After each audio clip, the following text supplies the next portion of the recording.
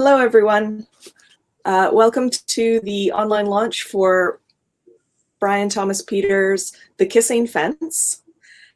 My name is Monica Miller, and I am the Marketing and Promotions Coordinator at Caitlin Press. Caitlin Press is an independent Canadian publisher located on the Sunshine Coast of British Columbia. We publish culturally significant books, including fiction, nonfiction, and poetry.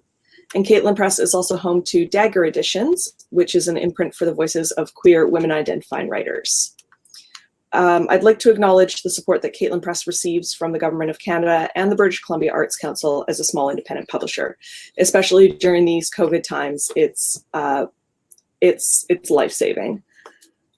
So although we are on a virtual event, I would like to recognize that this does take place on the land of Indigenous peoples.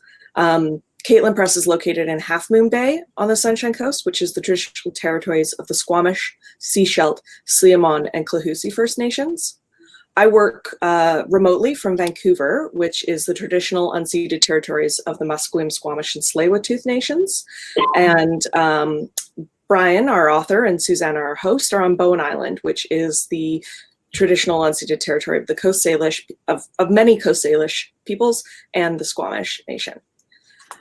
If you would like to share where you're joining us from, let us know in the chat. I don't know if I'm gesturing in the right direction, but there's a chat that you can join us in, which kind of brings me to housekeeping. So we do have a chat, and we'd love for you to join us in there. I'll be in there for most of the event while Susanna and Brian are chatting. If you find it distracting, you can hide it. You can hover over it, and there's a little arrow in the top left-hand corner.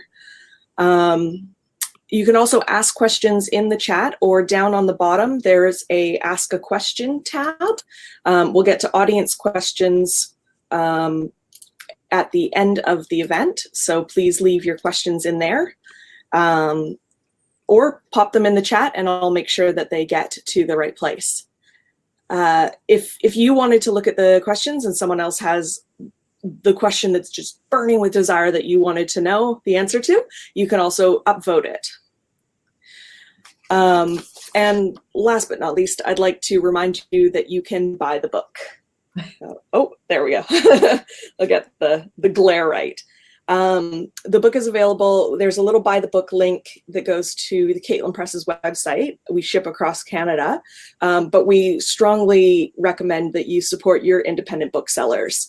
They're the lifeblood of publishing and really any community. Here in Vancouver, I like to recommend Massey Books and Iron Dog Books and Book Warehouse, lots of independent booksellers. I'm not going to name them all. And I encourage you to seek out your local independent bookseller wherever you are. You can also buy the book in the US and the UK. Bookshop.org and IndieBound will have some good links to independent booksellers. So without further ado, I'd like to introduce Brian Thomas Peter and our host, Susanna Braun. Brian Thomas Peter trained in the UK as a clinical psychologist, was an honorary professor of psychology at Birmingham University before moving to Oxford as director of the Regional Forensic Psychiatry Service. In 2010, he returned to Canada as provincial executive director of forensic psychiatry for BC. He now runs a small consultancy and spends most of his time writing, and The Kissing Fence is his second novel. Susanna Braun has a PhD from Cambridge and is a professor at UBC in the Department of Classical, Near Eastern, and Religious Studies. She holds a Tier 1 Canada Research Chair, and her focus is in Latin poetry and its reception. So now I'm going to let them take it away. Thanks, Monica. So Brian, I have some questions for you about this wonderful book. My first question is, it exposes my own ignorance, I'm afraid. The appalling treatment of the Doukhobors is something I actually knew nothing about before reading your novel. And I think that may go for some other Canadians too. So why did you want to write a novel bringing this into the light? Well, thanks very much for asking me to do this, and Caitlin Press to have been wonderful in the publication of it. So let me first say that. And thanks to all those people who've turned up today and to this launch. So I'll tell you what it started with, which is not how it finished. I wanted actually to explore kind of the modern issue about greed, materialism, the destruction of community and values that can occur with it, especially in the era of unbridled capitalism, misinformation, political corruption, all of those things. So the modern day plot was being formed in my mind when I realized it needed a contrasting backstory from which my protagonist emerges, and against which motives can be seen for their corrosive impact on him and, of course, everybody around him. But the mid-20th century storyline involving the Doukhobors was perfect for this, although their story, as it happened, became much too powerful to remain a backstory, and so that changed the course of the book.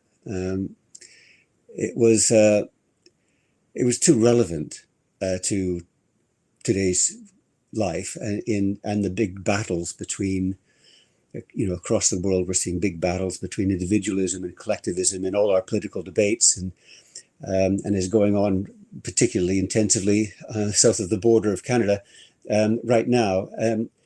It just became so important that it became almost prominent. And the thing that really emerged during my research about the Doukhobor story was the extent of the betrayal. It was a fundamental betrayal of them. I just felt that it had to become more prominent in my book because it needed to be out there. We need to illustrate it in some way. I mean, just to give you a little example of this, the Doukhobors came to Canada in 1899. They arrived 7,500 of them, but they didn't come without agreement. Leo Tolstoy, amongst others, negotiated the terms by which they were going to come. And I don't know if you know much about Leo Tolstoy, but actually he was an obsessional, detailed man. The level of requirement that would have had to been specified for him to be satisfied and to convey this to the Doukhobors, recommend it to the Doukhobors, would have had to been really quite small, quite intense. So we know that there was an agreement. So they arrived in 1789 with this agreement, 7,500 of them. But in 1905, just a few years later, Frank Oliver became the minister of that particular ministry and disavowed the whole agreement. And as a consequence of that, there was a dispute between the Doukhobors about how they were going to respond to this, and they were then in Saskatchewan. So 5,000 of them just picked up sticks, abandoned everything, and came to British Columbia, and that's how they arrived in British Columbia. But things didn't go particularly well there either. There were a whole series of other betrayals, which I won't go into, but challenges that came. And it has to be said the Doukhobors perhaps needed inspired leadership, which they didn't have at that time, and they rather lost their way in various ways. But as a result of that, there was a very interesting event that started a process of tumbling antagonism between British Columbia and the Doukhobor people, and that culminated in 1932 with 352 children actually being removed and taken from them. Now, not just removed, some of them, they were scattered everywhere, some to fostering, some to adoption, some to reform schools, some to essentially labor. 3 children went missing, alleged to be dead, no records of them. So it was a terrible situation. That wasn't the end of it. In 1953 in Perry Sidings, this is a little place in the Kootenays, Slocan Valley, with nothing around it for miles and miles. There was another incident where the RCMP arrested a number of Doukhobor people, and who were then known as the Sons of Freedom, that particular group. And a number of the children were taken off to New Denver, which was a little town in the Slocan Valley where it had a repurposed sanatorium where 200 Doukhobor children were placed.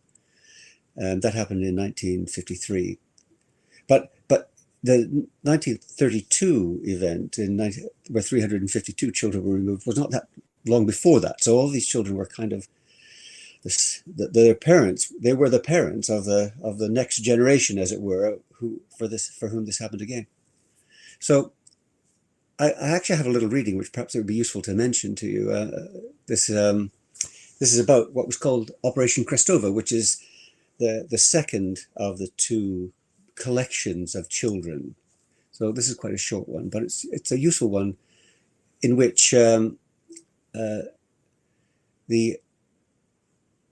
of my protagonist children, Nina, is cuddling and hiding under a hayloft with her cousin Irina, watching the children being taken in Operation Crestover.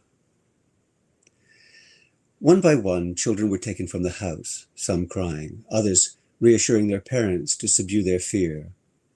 Nina remembered the turmoil and shouting of Perry sidings and knew parts of what had happened before she was born, when 350 Doukhobor children had been taken just like this. The children were sent away, some died, while others were never heard of again. They had been taken and lost, and now it was happening again. Every Doukhobor adult and child lived with knowing the English Canadians were capable of this. It was part of the folklore of betrayal, the narrative of English Canadian entitlement. The recollection was fearful enough, but to see and hear the cries of this new generation of children bundled into cars found instant location in the Doukhobor memory, confirming what was already believed, swelling emotion beyond simple terror.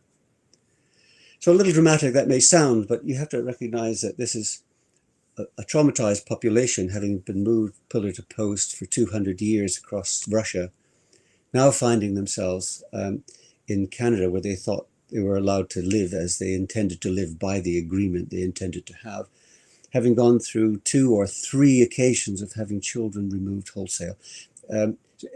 By this time, of course, this kind of response, this kind of rebellious response that transpired and it became fulfilled in the 1960s, it's kind of in their DNA. It's not just the normal terror that someone feels for the first time of something like this happening. It's much more profound than that.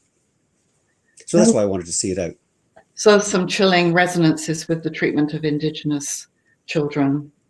Indeed so. British Columbia and other places. So as you've already indicated, your novel has 2 strands whose relation doesn't become clear to the end. And obviously I'm not going to give that away. But in the strand dealing with the abductions of the Doukhobor children, the 2 child protagonists, Pavel and Nina, suffer terribly in their courageous attempts to take care of the younger and weaker children. And I would like to know where you derived the material for these episodes, Brian. Well, the book itself took me more than 2 years to write, and one of those years was almost entirely research. And I was ably assisted in that research by Kate, my wife, who came with me and was part of that research. We did interviews with some of the children who had been there, now elderly people, of course. We were shown around the sites by people who actually had to live there during the 5.5 years of that incarceration. We were invited into the homes of some of those people, and had fascinating, moving discussions in which people spoke to us about stories they had not previously spoken of, which I found very curious. I found that very interesting, that they had been so locked in the experience with the people they had suffered with that they couldn't share those with their own families. And indeed, some people have said to me subsequently, having read the book, that thank you for writing this. Now my children will know what happened. Wow. Which is was very moving in itself. I also came across, just by chance, the depositions of all the mothers who had given legal accounts of the day that their children had been taken. Very, very moving, a very, very moving process. Have I just been locked out? I can hear you. Hello? Can you still hear me? Okay, that's good. Yes. I just had a flashing thing on my screen. So, but we had. I came across this documentation. Actually, it was being held in the Nike Center, and the Nike Center, which is the memorial to the Japanese interned children, people during the Second World War, and they just happened to have this folder, which was a very helpful piece of research. So I did quite a lot of research, talked to a lot of people, read a lot of things, enjoyed the websites provided by some Duka boys themselves, some excellent websites, and looked through numerous paper clippings and so on. So I have a sense that I have a feel for the real events now. Well, it feels very vivid. In this same strand in the novel, you introduce a rogue RCMP officer, an Irishman called Flanagan, who feels strong moral resistance to what the RCMP was doing. I wonder if we could hear an excerpt which illustrates Flanagan's behavior, and could you talk about why you wanted to insert one decent RCMP officer? Yes, of course. I'm sure there's lots of them, but so let me do the reading first, and I'll come back to answer your question. This is a story which derives from a real event, and it's about a child who was hiding from the searches that the RCMP had implemented. They would arrive early morning and knock on the doors and break in and try and find children hiding, because nobody wanted to go into this incarceration. So it was cold hiding in the wall behind the cupboard. Nina's legs trembled with the chill and the strain of bracing the door shut. She had heard the muffled sounds, each arriving with more alarm than the one before. Every sense strained for more information. There were banging footsteps shouting on the landing. Her uncle had wailed with pain. Auntie and Irina were crying. Now there was quiet, save for the sound of police searching room to room. The door of her room opened abruptly, and she held her breath, listening to each noise, calculating how many there were and what they were doing. One leg began trembling beyond her control. She so wanted to pee, and the cold and strain of holding the door made this worse. As her fears rose, she ached to let it go. A voice in the room said in English, "The bed's warm, there's clothing for a child." It was too much to hold on to, and out it came. The relief caused her to exhale, and the trembling leg eased, but the sound of pee draining from her caught her attention. So much it kept coming, soaking her clothes, adding shame to her fear. The cupboard door opening startled her. She imagined a policeman in the cupboard moving clothes, searching. At the bottom of the panel she held shut was a gap large enough to see a strip of light from the room, enough for her to see her legs still pressing on the frame, and a growing puddle running from her hiding place between her feet, under the door and into the cupboard where the policeman searched. A new flashlight beam reflected off the puddle into her eyes. Flanagan pulled at the clothing in the cupboard. He worked his way from top shelf down, moving quickly to be done with his business. Finally, he pointed his light to the bottom corners of the cupboard. A puddle spread from the wall towards him. Flanagan put his hand on the panel and tried to shift it, but it would not move. He shone his light, trying to make sense of why water was running out of the cupboard, and then he put his head closer. The smell was all he needed. "Anything?" asked the sergeant, entering the room. "Nothing, Sarge." Flanagan stood and closed the door of the cupboard. So there's an example, if you like, of something that really did happen, but there are a number of examples like that. Very moving examples, but it was really important, I thought, to have included at least one compassionate RCM voice for a couple of reasons. There really was doubt in the minds of a number of officers about the morality of what they were doing, their actions. There was no doubt about that. And there's lots of documented evidence about that. And while there might have been some who reveled in the actions in these things, it wasn't true of all of them by any means. And there were a number of stories of children being, how might I say, overlooked, I guess, by RCMP officers who were hunting them. And I thought it was really important for that to be represented. But the value of having a voice like that is the moral contrast it offers to the political agenda that was driving the policy and operations of the police, which is very different from the police themselves. So I thought it was really important to reveal that these individuals, these people, were not necessarily particularly responsible. But it also located what was happening to these people in the wider experience of divisions in the world. I think we can get quite parochial in Canada about seeing the issues as being only Canadian or an anomaly that happens here. It's not true. It happens all over the world. And using Flanagan, who later in the book I reveal something of his history in Northern Ireland, from where he comes, where there's also divisions and the impact that had on those people. In fact, the same impact that it was going to have on these children that were being removed. So that's why I have a compassionate RCMP officer there. That's great. I want to turn to the novel's other strand now, which is set in the contemporary Vancouver area, where you make your protagonist, William, a pretty unpleasant individual. Actually reminded me of the protagonists in McEwan's novels. So William lives in West Vancouver, and he is a successful businessman running a small specialized high-end bicycle business in North Vancouver. So he's highly successful in capitalist terms. He's really driven to acquire money and worldly goods. But to do so, he neglects his wife and his daughter, and he gets involved in shady dealings and much more. So given that you're a very decent person yourself, Brian, I want to know, what were the challenges of creating such a horrible character? And why did you assign him a daughter, Kelly, who's blind? I always thought there was two difficult challenges. I'll tell you briefly about the first one, and I'll come on to your question. The first challenge, I thought, was to be faithful to the stories that people had entrusted me with, because people were wonderful and generous in what they had told me, and it was not easy for them.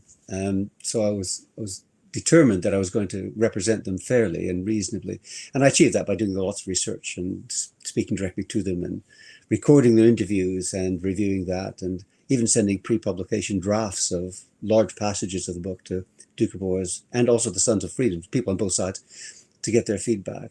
The feedback did actually influence me a little. I had to make very modest changes, but I did so. The second challenge, which is one you mentioned, is having to keep the pages turning for the reader. I mean, this was such a horrible man. I found him horrible. It took me a long time. I suppose you have to have a horrible man. If people are going to change, you have to start from someplace. So in a way, but actually this is the reason why I introduced a kind of dramatic crime thriller element, so I could introduce some pace and tension and keep the reader interested as I was going. But in fact, I'll let you into a little secret here, just between ourselves, is that it actually follows the path of Leo Tolstoy's protagonist in Resurrection. But Leo Tolstoy took the strategy of relentlessly pursuing corruption as the kind of predominant element of Resurrection, of systemic abuse and so on, and the disadvantaging of the proletariat and so on. But he took 600 pages to do that. So I wanted to write something a bit shorter. And so I decided to introduce this crime thriller element, which I think probably worked. In the end, I may not have needed to have so much of a thriller, but in the end, it served its own purpose. And finally, to the issue about the daughter's failing sight, that was a kind of device, really. And she wasn't blind to begin with, but then I realized it was important to have a powerful metaphor of sight and insight. I wanted to illustrate what William had become and how his embracing of the kind of individualism, in contrast to the Doukhobor collectivism, as it were, his embracing of the Western capitalist individualism, had led to his own isolation. that he was in fact insulated, emotionally insulated from everything and everyone, separated from his family, and he could no longer see them. He was not able to see them. Now his daughter was blind, but she had no trouble seeing the world, and she had no trouble seeing him. And I thought that was really important. Her potential, in fact, to see him for what he had become finally proves critical in his evolution. And without giving too much away, I've got another reading here. I'd like to do just a very short one. So this reading is after a man had been injured as a result of William's actions and his nefarious dealings.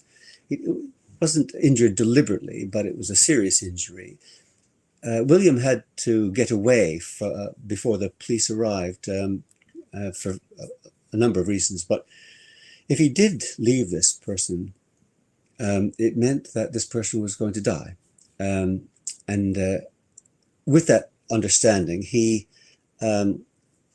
daughter came to mind. Would Kelly ever know what had happened? Understanding would be unlikely. Would there be forgiveness for what he'd already done?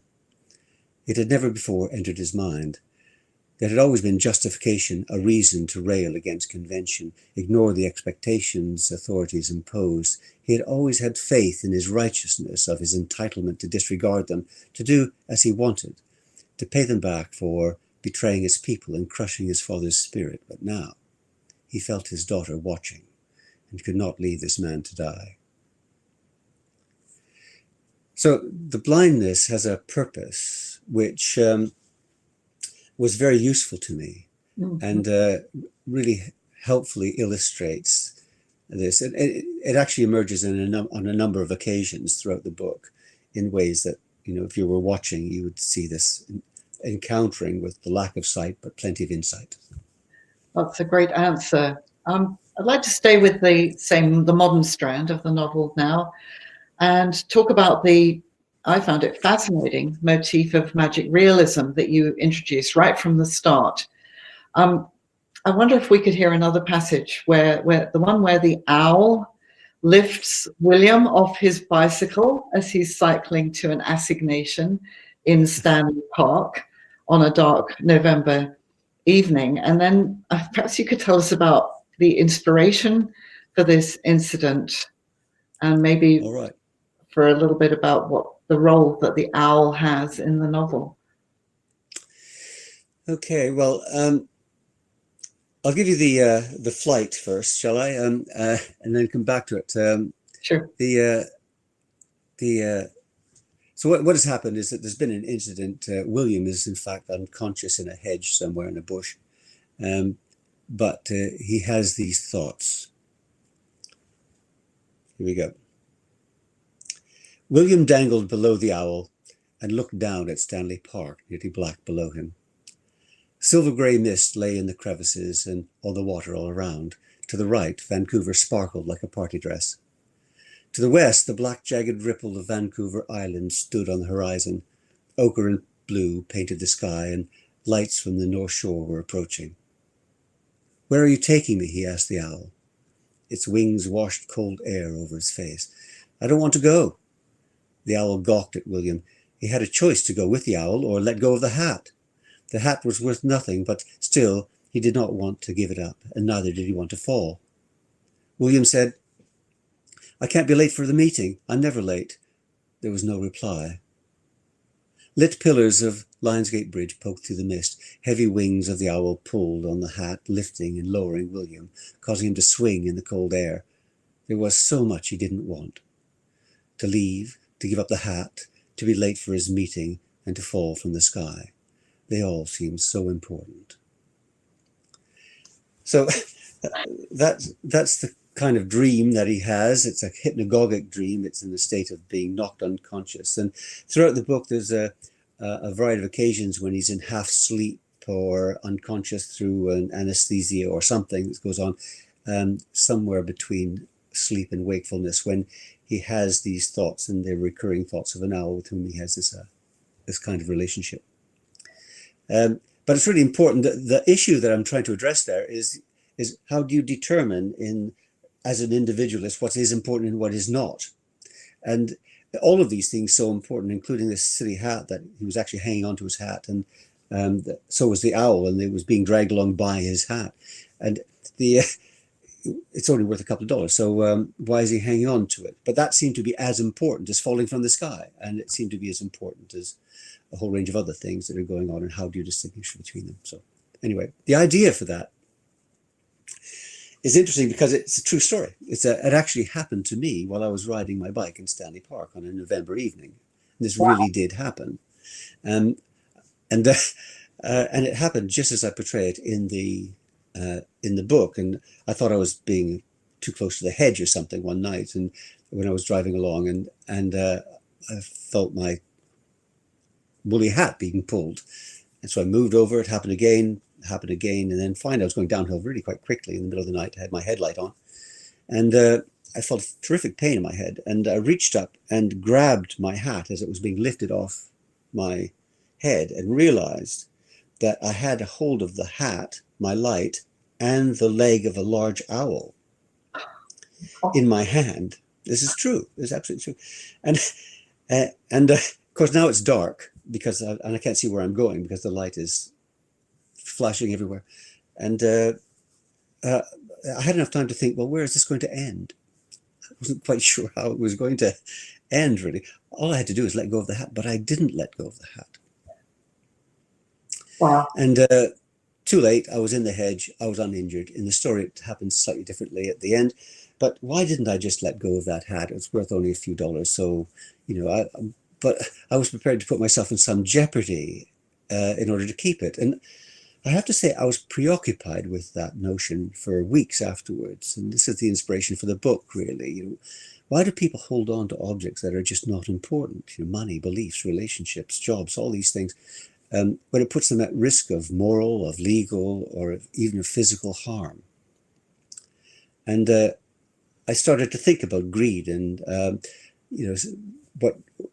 acquiring things and the importance of things rather than the things that really are important, like people and relationships and contribution and community and all of the things that we all value. So the owl became a way of a kind of conscience for William, what he already knew, in fact, but it became difficult for him to bring into consciousness, highlighting the things that it caused people difficulty in changing, allowing new information in, and sometimes information that you already have, and influencing your decisions. How do you get to that situation? And I wanted to kind of document that through the owl, and that's why I did. In fact, it's a very small portion of the number of owls incidences that there were in the original draft. So I've reduced it very considerably to bring it down to something a bit more sensible. There you are. Thank you. I think I've got 2 more questions before we turn things back to Monica and take some audience questions.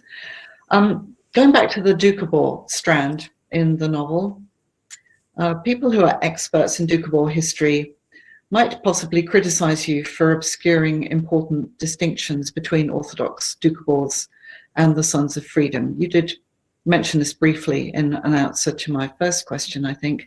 But how do you respond to people who might criticize you for doing that?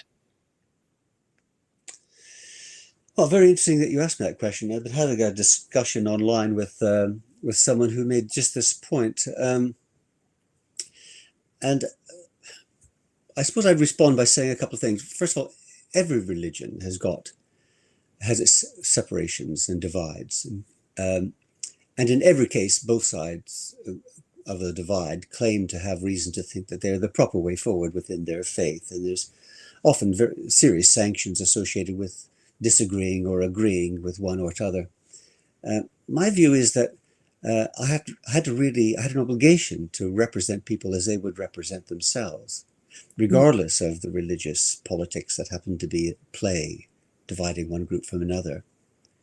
But I also then checked my depiction of that difference against the views of both sides of the divide between Sons and Freedom and the Orthodox Doukhobor. So both groups obviously they're not representative of the whole group of every Doukhobor in the country, but at least the two sides that I was writing about that were agents in this had the opportunity to discuss it and to look at what I'd written and make comment about it. But I think two more points need to be made. First, I actually do make a great deal of the differences and tensions between groups in the novel that cause pain, to individuals. Sometimes friends and families were separated by these beliefs, and I draw attention to the lack of inspired leadership that was obvious to someone looking at it now, and also the internally inconsistent values that some of the Sons of Freedom expressed, particularly by engaging in violent actions, which can't be done amongst a pacifist organization. So you would have to be quite one-sided, I think, to suggest that I've painted Doukhobors as being a homogenous group. But the key elements of that issue, I think I have clearly brought out. And the second point I'd make is that, in my view, the original wrong in Canada and in BC has been the treatment of the Doukhobor people as a whole. The tensions between the Sons of Freedom and the Orthodox Doukhobors is, in my view, and I mean no disrespect to either side when I say this, is it's a painful distraction to that first injustice of betrayal in 1905. That was the thing that started. None of this would have happened had it not been for that. But saying that doesn't diminish the hurt experienced by the Denver children or the concern that the Sons of Freedom caused the Orthodox community of Doukhobors. But as I say, it would never have happened without that original betrayal. Well, that seems very clear to me. Thank you, Brian. So I'll put you my last question now. I'm going to go back to Officer Flanagan again. Oh. Really fascinating character, although not a huge character in the novel, but very important, I think. I couldn't help wondering if he was an avatar for your own feelings of outrage. Well, I guess he must be, and I think he must be. It certainly, as I read through some of the historical documents and perused the numerous websites that there were, I felt increasingly angry about how they'd been treated. And my stock is I'm an English Canadian, from I think my grandfather arrived here in about 1920 or something, and I don't have a sense of being responsible, but I feel obligated to accept responsibility for the things that have been happening to this group. And I became increasingly enraged by the detail, the smallness, the number of times, for example, that governments have implied, in BC and federal governments have implied that an apology to the Doukhobor people is appropriate and then not delivered on it. So it's just exacerbating the trauma of that betrayal and all that's happened to them. So in my sense, I guess I am an avatar of Flanagan. And this perhaps I have actually, thinking you might ask something about this, got a little reading about Flanagan. Please go about the sense of outrage. Okay. So at this stage, just to set the scene a little bit, Flanagan is pretty well at the end of his tether, and he himself is obviously outraged by what's been happening, and he's walking away from the New Denver sanatorium where the children have been incarcerated at the end of a very difficult day. At the edge of the dormitory boundary, the 8-foot chain link fence loomed higher than usual. He thought there could be no justification for this place. Good people could not survive working within it. It was a place for the righteous to acquire unquestioned authority, and for the ambitious to hide the truth on behalf of those above. For some, thought Flanagan, the role of caring for the vulnerable offered an opportunity to twist the purpose to suit their comforts. It was the best that could be said of any of them. He stopped and surveyed the dormitory, Flanagan was not sure of his future, but he was certain that he would not allow that fury to kindle again, and the front line of the RCMP was no place to struggle against being outraged. There was too much to be outraged about. He could never be one of those who allowed it to wash over them, or would turn away from seeing what was there to be seen, because those above found it suited them. He would have to find another way. So there we have the notion of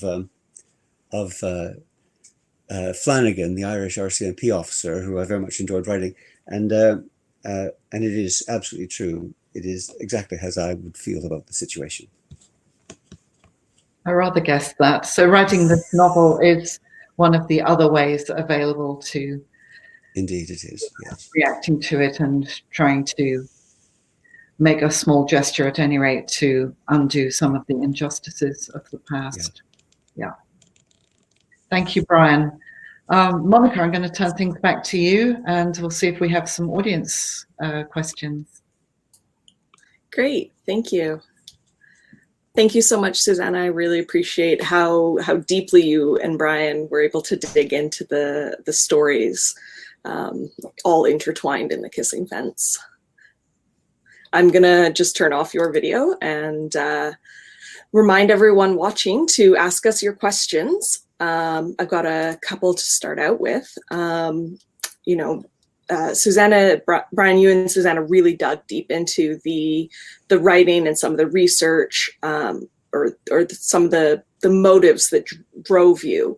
Can you tell us about your writing process, just like getting it down on paper and how you revised? I know a lot of people are always interested in hearing how authors create. Right.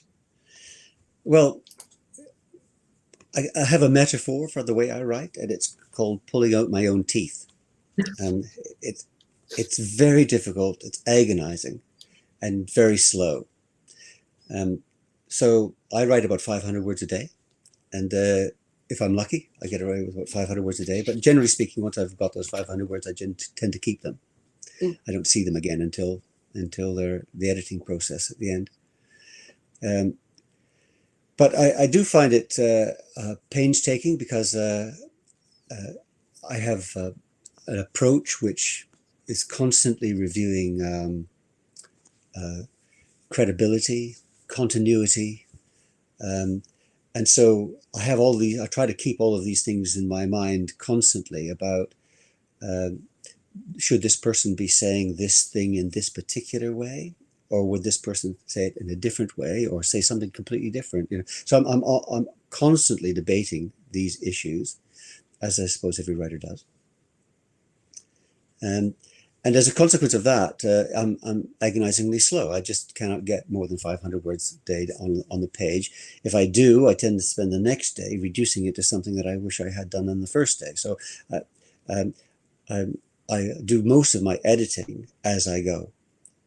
And at the very end, after I've got all the continuity and the consistency issues sorted out, I'm hoping this is what the person who's asked the question wanted. I then try and make the words disappear. So being a psychologist, I guess I have a sense that there are words on the page, and then there is the affect, the meaning for people, and that distance has to be closed. And how do you do that? And if anyone says to me, it's I really like your writing style because I found it lyrical or something of that kind, I'm disappointed. That's not what I want to hear. I really want people not to notice the words, for there to be the smallest possible gap between what I'm saying and what they experience.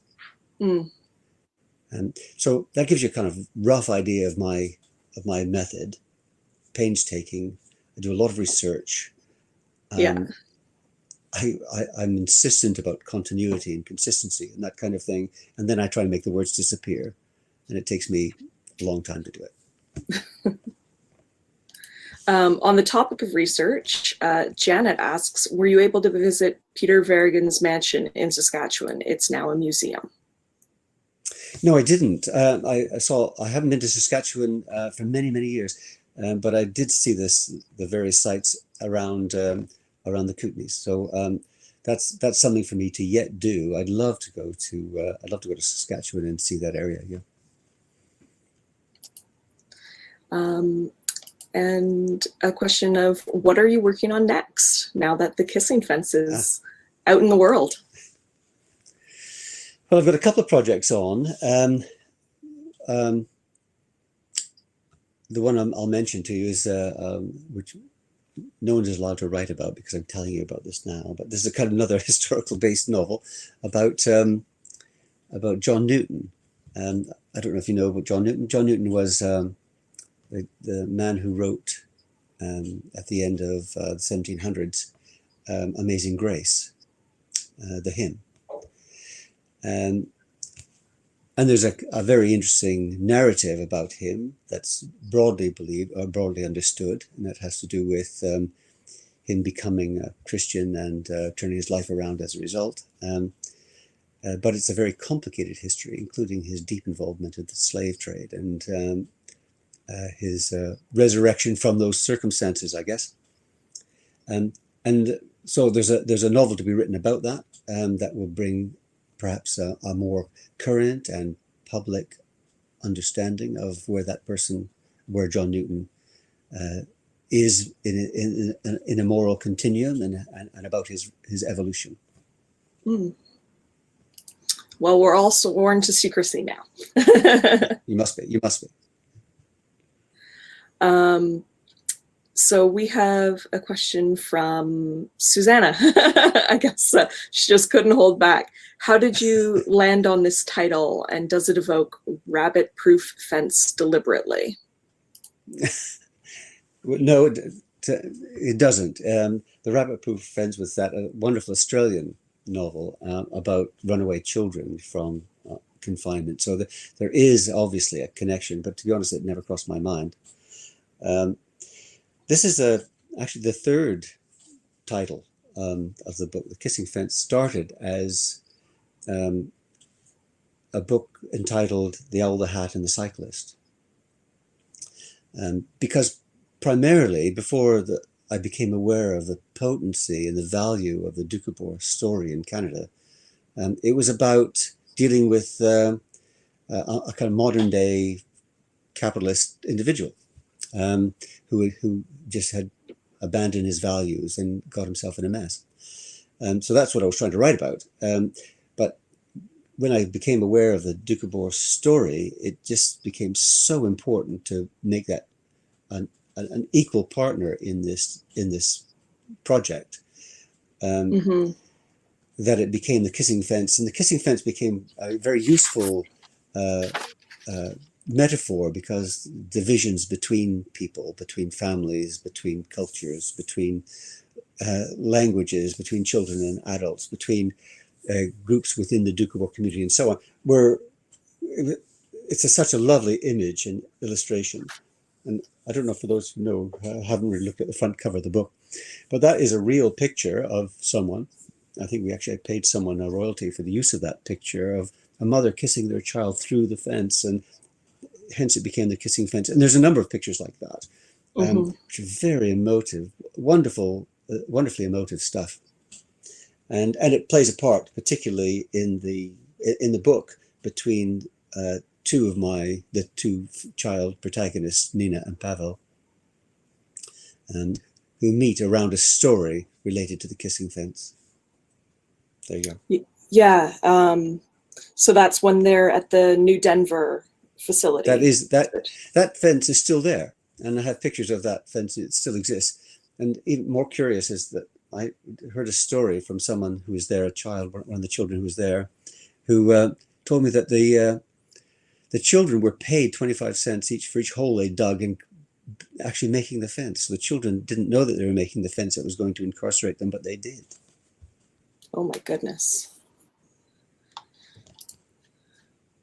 Well, we've got a bit of a quiet audience, so I just want to end on a question about what you hope people will. You've talked a lot about like the psychology and the collectivist versus individualist motives that drove the first narrative, and I'm just wondering what do you hope that readers will get besides, not noticing the words and just enjoying the story? What do you hope readers will get out of The Kissing Fence? Well, I think, I hope there is something that occurs. I hope it encourages the government at some point, encourages people to pursue the government in search of the rightful apology that the Doukhobor people deserve. But I think it's important to say again that this book is really only partly about the Doukhobors. It's not the whole story. It's how we become what we are from and who we are from generations ago. How our sense of self and place in the world can get corrupted through the destruction of lineage and community. We see it really plainly enough among displaced peoples and Aboriginal cultures around the world, but it's actually true of all of us. I think we just have to reflect for a moment to understand that if we look carefully, we can see threads drawn through years, decades, generations, and so on, which influences the choice we make every day. We can see in lots of cultures that the choices that we make are supported by the values of this individuality, of opportunity and greed. And these are, in our society, these values soar in importance over those among the traditional Doukhobor people, which include the value of community, the burden of responsibility of faith, obligation to others, and so on. Our society actually nurtures the entitlement of acting in our own interests and accepts the manipulation of truth as something of child's play.